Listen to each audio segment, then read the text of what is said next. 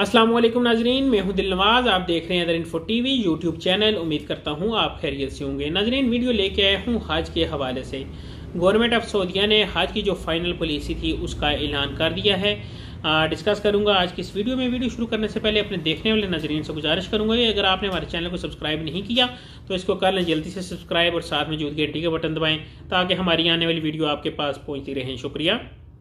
नाजरीन, आपको बताता चलूँ कि सऊदीया ने इस साल जो हज की एज लिमिट है उसको एक्सटेंड करके 18 साल से 60 साल तक कर दी है। यानी कि 18 साल से ऊपर और 60 साल से कम अफराद के जो लोग हैं वो हज कर सकेंगे। और इसमें अगर आपको बताता चलूँ, पहले इसकी जो लिमिट थी वो 18 से 50 थी, जो कि पिछले साल हुआ था, लेकिन उसमें सिर्फ सऊदी शहरी थे।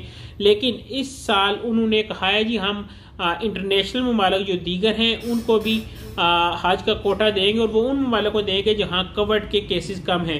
या ये भी बहुत जल्द ऐलान हो जाएगा उन ममालिक में कौन कौन से नाम शामिल हैं। हम दुआ गो हैं कि अल्लाह पाक पाकिस्तान का नाम भी उन ममालिक में शामिल करें जो इस साल हज कर पाएँ।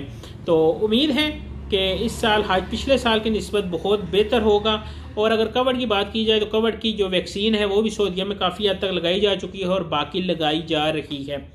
नाजरीन, उम्रे का जहाँ तक तल्लक है, उम्रे के हवाले से अगर आपको बताता चलूँ तो जो ही फ़्लाइटें ओपन होंगी, जो कि 25 मार्च की आवाज़ें सुन रहे हैं कि 25 मार्च को फ़्लाइटें ओपन हो जाएगी, जो ही फ़्लाइटें ओपन होंगी तो आप तमन्ना ऐप के ज़रिए उम्रा कर सकेंगे। लेकिन रमज़ान शरीफ में उम्रे को लिमिटेड रखा जाएगा। नाजरीन, वीडियो अच्छी लगी तो चैनल को करें सब्सक्राइब और मुझे दे इजाज़त। नेक्स्ट वीडियो तक अल्लाह हाफिज़, अल्लाह के बाद।